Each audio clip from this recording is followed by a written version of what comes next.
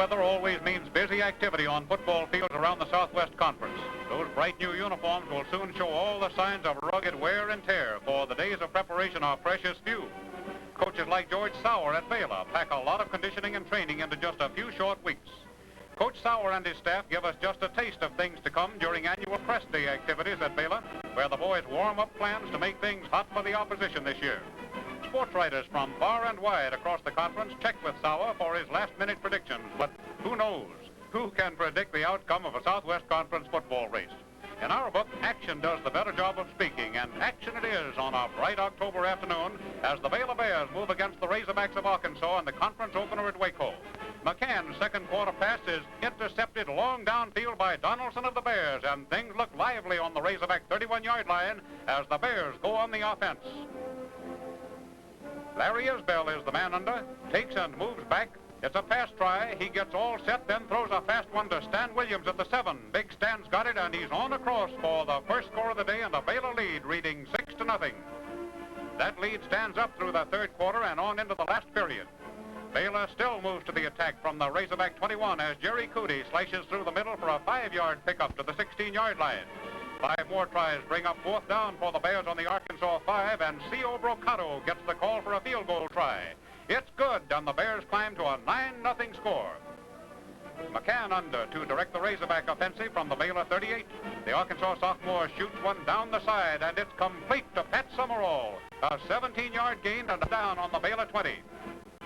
3 plays later, McCann takes the snap and backs up fast, throws one off to Journey, good for another first down, just 2 yards away from that goal line. McCann waiting, takes, gives over to Pryor, and he's across from left half through a big hole to make it count. But that's all. Final score, Baylor 9, Arkansas 7. The following week at Fayetteville, McCann is back in punt formation, gets a good snap, gets off a nice kick away into Texas territory, and there's a nice catch by Bob Raley. Full speed ahead, he says, with good blocking, and he's back upfield for 23 yards. Texas keeps and then loses the ball on downs, and so the Razorbacks go in business on the Longhorn 14. McCann gives to Buddy Sutton for a straightaway smash over the right side. Here's a power punch, sure enough, all the way for an Arkansas touchdown. It's 6-0 Arkansas, first quarter. Second period, and Jones is under the Texas tee on the 21. Jones fakes it right in, then pitches out to Gib Dawson. Dawson moves to the side, changes pace, and gets by one tackler. Now watch those blockers go to work. Here's Texas' answer to that Razorback tally. Rack up 78 yards on that sprint by Dawson. Put the Longhorns out in front, 7-6. Still second quarter. The Razorbacks on the Texas 10. McCann keeps this time. Heads wide for the sideline, gets good blocking, moves up for 5 yards before he's bumped out of bounds. Just 5 yards from the goal line, too. On the 2-yard line, Pat Summerall tries a field goal. It's good, and it's Arkansas 9, Texas 7. On the second play after the half, McCann goes wide, pitches out to Jack Troxell on the Arkansas 35. He moves by 3 Texas tacklers. Then Bobby Dillon snags him at the 25. He's off balance, and down he goes on the Texas 20-yard line. 3 plays later on the Longhorn 10. Gets set for a Razorback repeat performance. It's a pitch out again and again to Jack Troxell, swinging wide and taking the green light for 10 yards and a 16-7 Arkansas lead. In the fourth quarter, the Texas air attack gets the call. Dan Page moves back to the 15 for a throw. It's good, and big Tom Stolhansky in the end zone has it. But that's all. Arkansas defeats Texas 16-14. The Rice Owls invade Texas Longhorn territory. Teddy Riggs takes a handoff from Buddy Grantham at the Texas 36. He bounces off the pile on the right side, and he's off. Downfield for 13 yards and a first down on the 23. 3 plays later on the 15, Grantham takes and fakes. He's back to find throwing room. He gets it, and Teddy Riggs brings it in over his shoulder. Watch Bobby Dillon. He takes him down on the 2-yard line. And Grantham is still under, and it's power he wants and power he gets. A handoff to Billy Burkhalter over the left side for a touchdown. The Owls go out in front 6-0. Middle of the third period, Texas on its own 28. Gib Dawson moves wide to take a pitch out. He cuts downfield, then fades across the 35, on across the 40, the 45 midfield, and out of bounds on the Rice 44-yard line. On the Owl 35 now, Page takes, moves back, looks him over long downfield for a pass. It's right down the middle, and Stolhansky makes a great catch and goes down on the Owl 15 for 20 yards. A few plays later, some pretty handling coming up. Page takes the ball, moves off to the left, flips it to Barton. He gets off a running pass, and Gib Dawson picks it out of the air right on the goal line. It's a Texas touchdown. Extra point puts Texas ahead. anything, the cadets may look for some aerial fireworks, and yet there's power in the Razorback line, too, so let's just save the guesswork. Let's call them as they play them. And there isn't long to wait. It's the second quarter. McCann moves back, fakes, fades some more, and finally heaves a long one down the side. Jack Truxell has it on the 5, and he's over. That breaks a 7-7 tie. It's 14-7 Arkansas. From their own 42, the Razorbacks take McCann to a break around the left side. Now watch McCann. Look at that hip action. Right past the line. See him throw away those Aggie tacklers, too. McCann breaks clear at the Aggie 30, and from there on, he has up steam. He's way out in front to go 58 yards for another touchdown.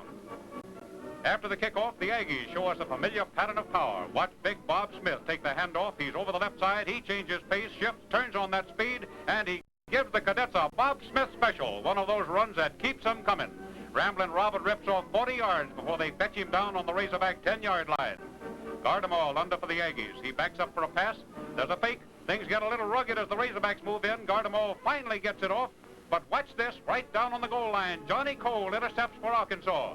Now watch Arkansas ride out of trouble. Cole swings to the near sideline, and he's off. Some fast blocking for Johnny. He's slick as a whistle until Billy Tidwell grabs a foot near the 35. Cole's off balance, but he's fighting on across the 45-yard line. The interception paid off with a 46-yard return.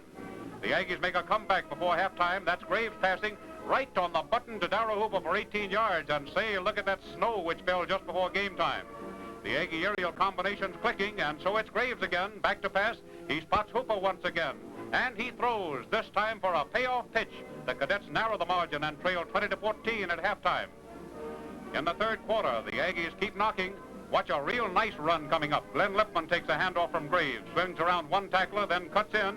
There was a big hole over the right side. Glenn fakes out of trouble in the secondary, then breaks loose with a blanket of cover, and he romps all the way home for 66 yards. Aggies lead 21-20.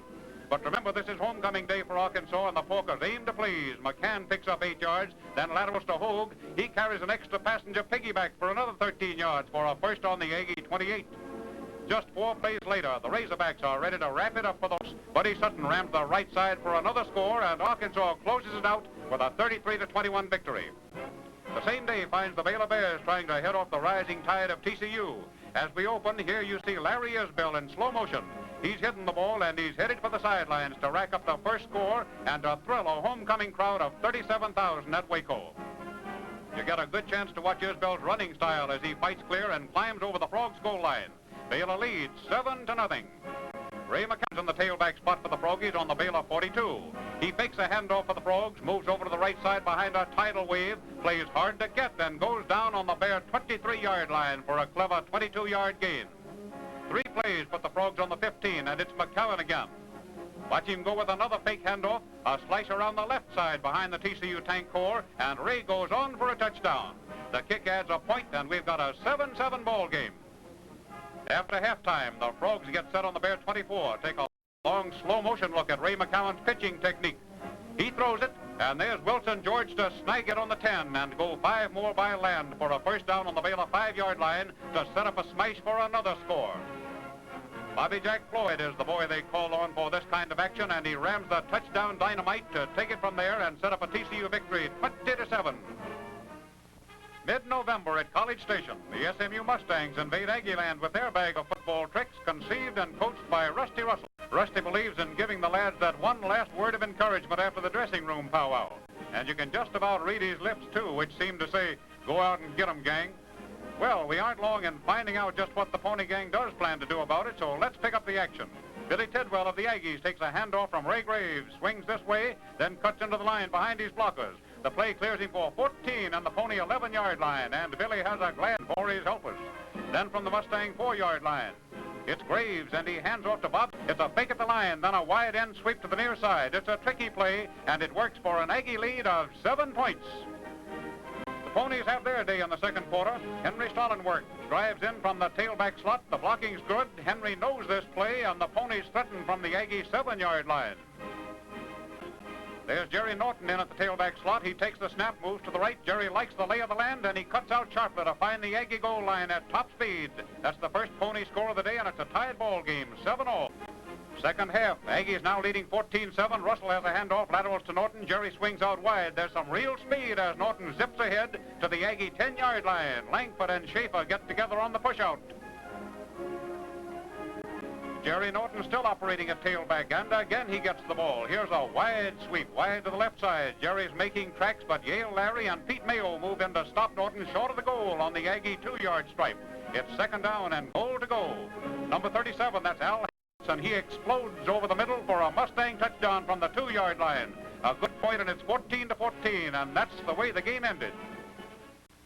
The Mustangs are home in Dallas this week, and we pick them up in the first period of their game with the Razorbacks. A field goal fake by the Ponies winds up in a pass. Musselwhite to Forrester on the Razorback 16. Forrester runs right through the crowd, and SMU goes out in front early in the game, 7-0. So the Ponies open the second period on their own 19 as Norton hands off to Russell, who unlimbers the artillery for a long heave labeled for Musselwhite at the 45. Nope, he's not confused. Musselwhite had his eye on the compass and moves the ball out to the 48-yard line. That's the Pony way of doing things.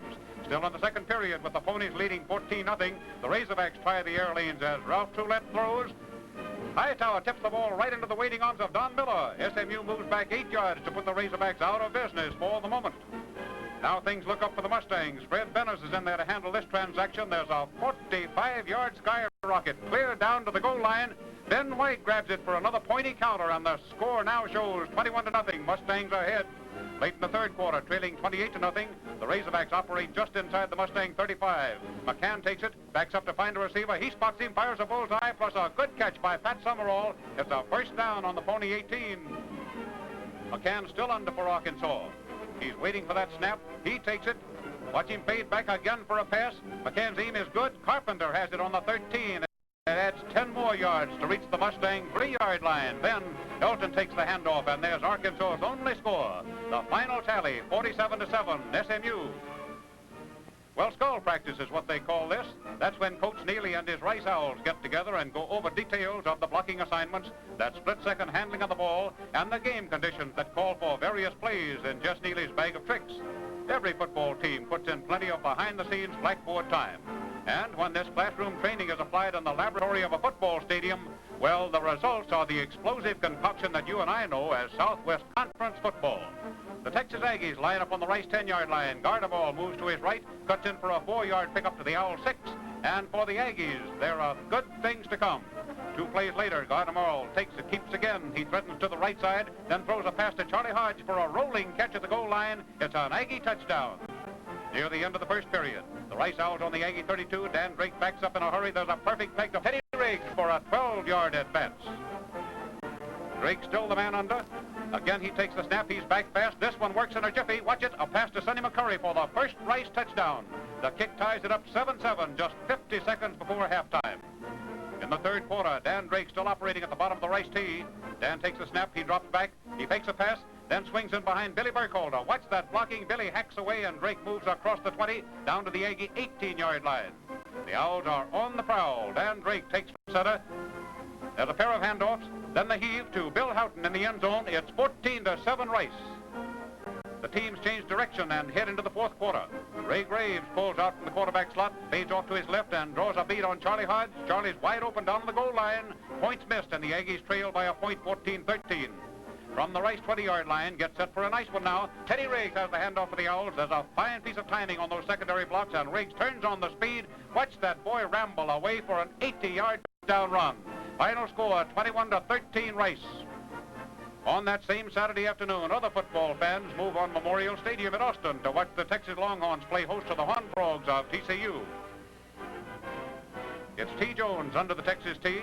The breaks come fast. That's Williams of TCU to smear the play, and that's Williams again to recover the fumble. First down for the Frogs on the Texas 2-yard line, and TCU loses no time. Number 32, that's Bobby Jack Floyd, the Frogs' bone crusher. Floyd plows over the right side for a Froggy touchdown. The kick's good, 14-7 with TCU on top. Lots of excitement in the late minutes of the first half. There's the build-up as Dan Page goes out to his right. There's the pitch. It's good to Tom Stolhansky on the 25. Look sharp. There's a lateral to Bill Wilton, and the Longhorns got a first down on the TCU 20-yard line. And now watch that play pay off. Dan Page again back for a pass and running wide to the right. It's a running throw right into a traffic jam down in the end zone. Now watch. Jimmy Pace claims it for his own, and the Longhorns. The kick is good. Halftime score, 14-14. After the third period kickoff, Dan Page hurries a pass, and Gib Dawson is the proud possessor of it in midfield. Now watch Dawson go. He's in top form with a blazing run for 50 yards to rack up a third Texas touchdown. It's 20-14 Texas. Later in the same period, Page moves out, pitches to Dick Ochoa. Don Barton takes out our wingman. Jim Lansford upsets a defensive threat in the secondary. Ochoa heads for the sidelines. The Longhorns gamble for the wide open spaces. Ochoa laterals to Gib Dawson, and Gib is shoved out of bounds on the 13-yard mark. It's a 37-yard advance for the Texas team. Page liked that play, so he flips again to Ochoa. The big boy does not disappoint and goes for 11 more yards to the 2-yard line. That's a first down. Ochoa's in fine running form today. Now near the end of the game, Page has it for a pitch out.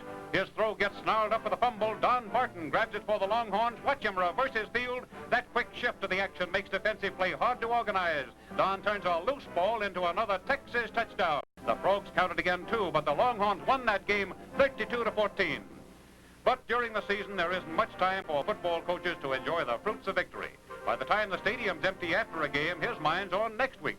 And when Coach Ed Price of Texas has the annual battle with the Aggies to look forward to, well, he'll tell you he's got plenty to think about. And there's lots of conferring with his aides. Well, by the time Coach Price has his Longhorns hard at work for the cadets, there'll be plenty of action, too, at College Station. Coach Ray George of the Aggies shows the boys how to lay a block and make it stick. Coaches will never agree that you can work too hard on your fundamentals, that tough and tiring housework that gets the boys fit for those few short hours on Saturday afternoon. But coaches say games are won and lost on the practice field, and a few last-minute reminders all.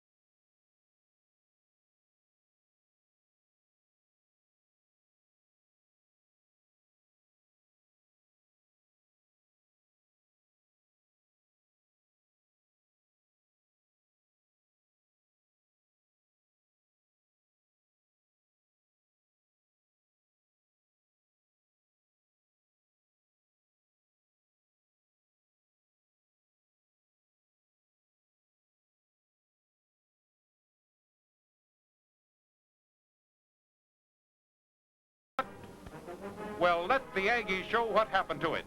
And for the record, the final score, Aggies 22, Texas 21. The first day of December in Houston finds the weather perfect and the Baylor Bears visiting the Rice Owls. Larry Isbell opens the action in typical All-American style. He picks up 12 yards to give the Bears a first down on the Rice 1-yard line. Isbell now under the Baylor tee again. He gives over to Don Carpenter. There's a dive over the left side, and the Bears on a 7-point lead. Near the end of the second quarter, Isbell backs up for a pass, takes a long look, throws a fast one to Stan Williams on the Rice 15. Bobby Moore grabs him, but Baylor's got a first down. Now on the Rice 2-yard line, it's Isbell still directing traffic, calls a sneaker and drops in behind. Good blocking, wide around his left side for a touchdown. 14-0 at the half, Baylor. Rice moves to the attack on the Bear 43. Dan Drake hands off to Billy Ed Daniels. There's a fumble. Bobby Reed of Baylor gets it on the fly, and he knows what to do. He's off a 57-yard scamper down the near sideline. Bobby gathers a 4-man escort and goes the final 30 yards untouched but not uncheered. The Bears lead by 4 touchdowns. So it's the Owls' turn to go to work. Dan Drake calls signals on the Bear 12. He's back for a pass. It's a bullseye to Houghton in the end zone. Subtract 7 points from that Baylor lead. It's 27-7. In the last period, Isbell now fakes a handoff. He's tricky, and that deception pays dividends. Larry goes to the far right. There's a pitch down the sidelines. A great catch by Stan Williams as he takes it tumbling on the Rice 26. 2 plays later, Isbell still pulls rabbits out of the hat. The young Houdini moves back from the line of scrimmage. He fakes, gets a head start toward the sideline, and he's down to the Rice 2-yard line before he's tumbled by the Owl secondaries. And so Don Carpenter's number comes up again for the touchdown. The kick is good, and the score 37-7 Baylor. Later in the game, Rice is rumbling on the Baylor 13. Dan Drake gives this time to Cossie Johnson. It's a delayed buck, and it gobbles up 7 yards to carry to Baylor's 6. And now watch the Owls ring the cash register on a pass. The ball's back to Dan Drake. He's back fast. He dances, he aims, he fires, and there's Sonny McCurry right where it counts. But that's all. The final score, Baylor 34, Rice 13. The late season always finds Coach Dutch Meyer prepping his TCU Horned Frogs for their annual classic with the SMU Mustangs. The rivalry between the Fort Worth and Dallas schools has given the Southwest some of its storybook in, and they'll tell you that it isn't hard to get the Froggies and the Ponies fired up for this final chapter of their regular season. The Dutchman has helped write some of the most exciting chapters in the colorful history of this Southwest Conference, too. And today, the hand of history moves again as Ray McCowan goes back to pop a pass. It's right over the middle to Bobby Jack Floyd. Floyd says he'd appreciate a few more yards before they bring him down on the SMU 13. Well, that 13-yard figure is good for measuring the gain, too, and it's a first down. From ground level this time, watch the man in motion. McCowan hands off to him. It's Metternich, and he builds up speed for a 5-yard pickup. And now here's coming up the way a play looks to a defensive halfback. Floyd bounds right over the goal line. The Froggies lead 6-0. In the second quarter, SMU in punt formation. Powell is the deep man. He takes a long snap, and he gets a good kick away in nice style. Now watch the counter punch and the blocking. Marshall Robinson fields the big bounce, and the blocks fly by. There's 1, there's 2, there's 3, and he's on his way in the clear with 1 more good block left. And that's it, as he moves 72 yards before he's out of bounds on the 17-yard line. That's the way to play safety. Now watch a fine pass, some real running style for a change. It's Freddie Benner's backing up. Looks like he's in trouble, but now watch him go. This gallop gets Freddie right back to the line of scrimmage, plus 9 more yards, and Charlie Rogers finally brings him down. The ball is snapped to Benners again. The ceiling's unlimited this time. Rusty Russell Jr. is down there to take the pass. He's making for the sidelines. Then he cuts. He heads north for 9 yards, and that gains the TCU 44. Take a look this time at the Mustang spread, and the ball goes to Benners for another pass. They are rushing him, but Freddie knows the answer now, and he's off again. Here's good broken field going as he rounds a couple of corners before he finally gets bounced down near the Frog 36-yard line. It's a 16-yard pickup for Benners. He's feeling kind of frisky. Early in the fourth quarter, this one wraps it up. It's McCowan to John Harville. There's good blocking, and Johnny goes for a touchdown. The final score, TCU 13, SMU 2. And that puts the Frogs in the Cotton Bowl. New Year's Day, and TCU squares off with the Kentucky Wildcats. Bobby Jack Floyd takes the handoff from McCowan, cuts over the right side, breaks away. That's a lot of power, and it's good for 25 yards before Farley and Clark bring him in. That's the old 1-2 punch. Floyd still operates in the short position. Direct snap from center to Bobby Jack. He hands off to Jack Ray. There's a smart reverse. It gobbles up ground, but the Froggy drive comes to a halt, and the Wildcats take a turn on the offensive. Here's Babe Perilli, the man under for Kentucky. The Kentucky Babe takes a quick jump. Throws a fast one to Meilinger in the 15-yard line. Steve goes on to the 7. Now Perilli's big number 10 pops out again. He's back for another pass. It's away, and Kentucky scores as Lawson takes it in the end zone. Kentucky 7, TCU nothing. Line plays move the ball to the TCU 12. Perilli comes back to pass again. He flings a fastball right down the middle. It's a strike to Clark, waiting in the end zone for the second Kentucky touchdown. And now the Frogs from their own 48. Ray McCowan takes the pass from center, moves out to clear for a pass. It's a beauty to Teddy Vaught for a great catch on the 30. Vaught carries on across the 15, cuts in again, and is stopped just 1 yard short of a Froggy touchdown. Penalties put the Frogs back to the 6. McCowan throws one to the end zone to Harville. It is no good. Another TCU bid is spiked just short of a score. And before the day was over, both teams had scored another touchdown, and the final score in this New Year's Day Cotton Bowl Classic, 20-7, Kentucky over TCU. And by New Year's Day next year, well, who knows? Between between now and then, we'll see another season of great Southwest Conference football. And here's a sincere wish that you'll join us again as we go to the games with Humboldt.